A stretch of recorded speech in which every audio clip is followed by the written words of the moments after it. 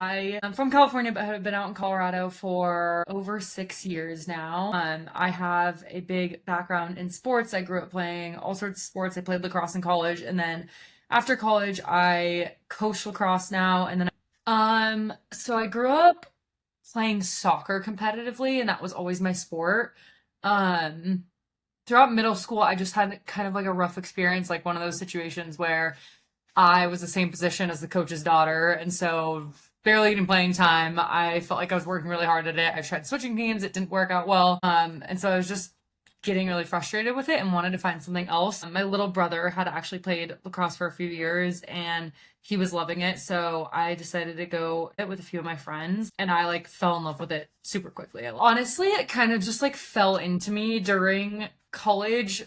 My college coach also ran a club throughout the rest of the year, and so I was just like helping her out with stuff. When I moved out to Colorado, I think I was just kind of missing it a little bit, and so decided to help out with the club. Like, didn't take it very seriously, just wanted to be around the sport, and it kind of just over the years has naturally turned into something where more doors have opened and I've said yes to opportunities and I've kind of wound up here. I don't think I ever thought, even when I was playing lacrosse in college or anything, that like this was what I'd be doing, but it's where I'm at now and I love it. I feel like one of the biggest things that I've been experiencing as a coach is the responsibility that you have as a coach. I feel like, although competitive athletes will say, like, every single day you have a big responsibility to show up and play and show up for your team. However, I do feel like as a coach, there's a lot more responsibility that falls on me for everything. Like, it's a lot harder to have off days as a coach. Like wins and losses tend to mean a lot more. I feel like I put a lot more pressure on myself with like winning and losing, where when I was playing, I obviously cared a lot about it and I was very competitive and wanted to win, and that was a big part. However, now as a coach, I feel like it is way more impactful on me because I feel like I play a really big role in that.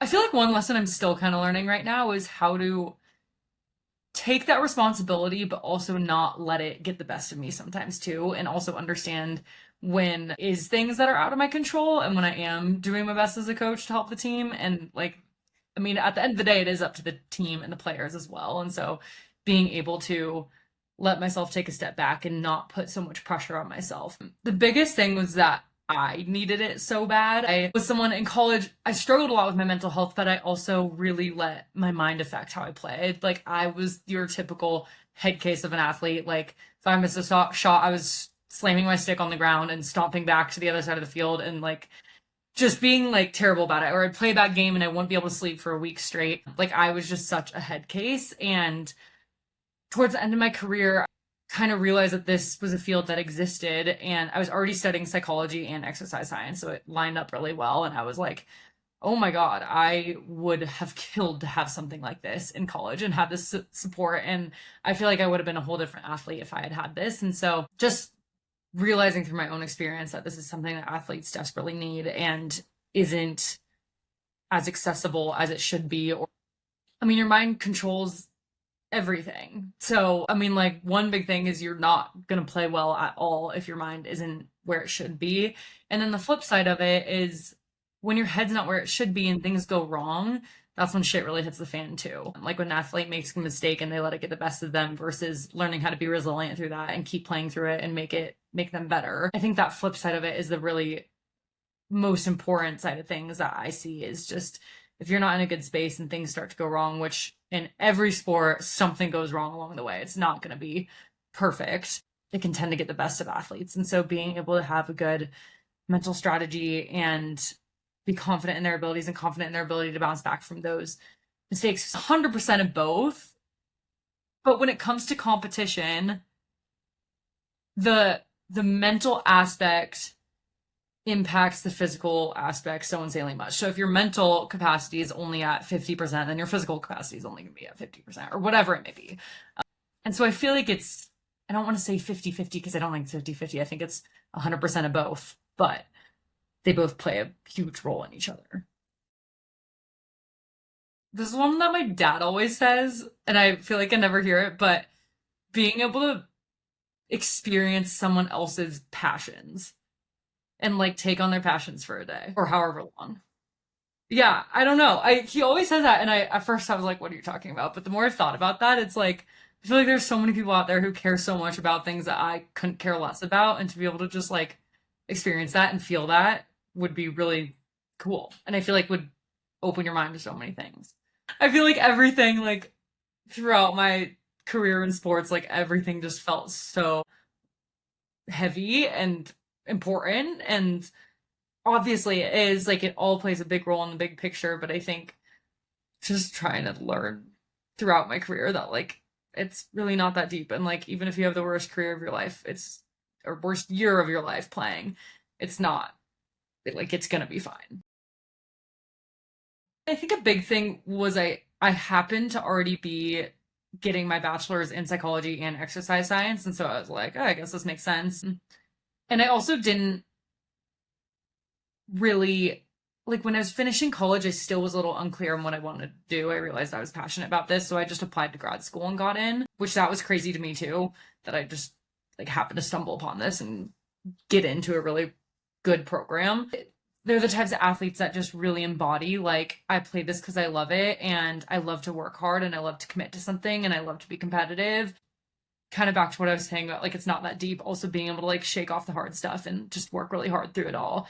I think those are the athletes that I really get inspired by and make me continuously passionate about why I do this, why I coach, and why I work on the mental side of athletes. But I feel like I've been, especially in my lacrosse career, been super lucky with having literally the best and most supportive coaches ever. I remember my high school coaches were amazing. My first college coach was amazing, one of the most supportive coaches I've ever had.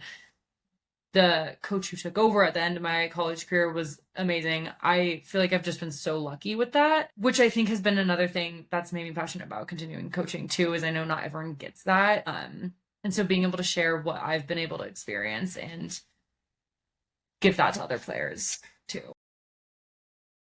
I think it's just always been an exciting thing. Like we had season tickets growing up, and so like it was just always the exciting thing that our family would go do. And even now, like I love to plan my trips going home around being able to go to the games. I think it was was it last season? Two seasons ago, they broke their playoff streak or lack of playoff streak and finally made it to the playoffs. And I went to the first game of that, which was just like so exciting.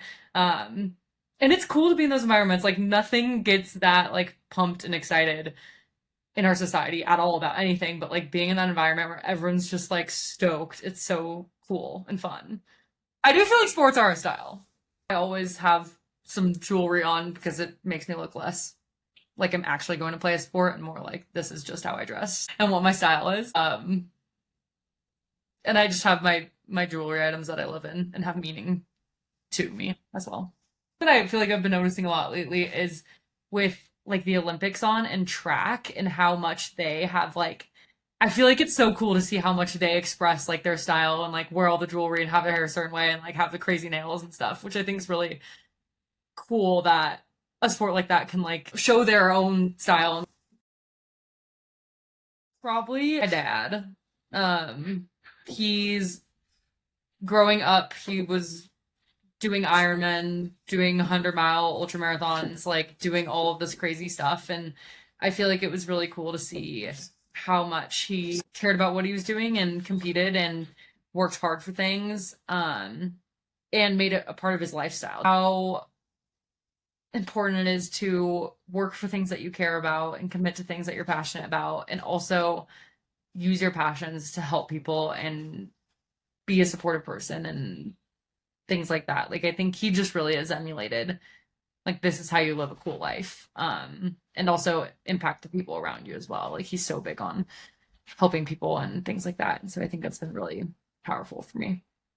I think I want to be remembered as someone who similarly just like cares a lot about people and has been a really big impact in people's lives, whether it be the athletes I coach, athletes that I work with, and also someone who again just like lived a good life and knew how to do the things that she loved and do them to the fullest potential that she could, and just commit to everything that I cared about.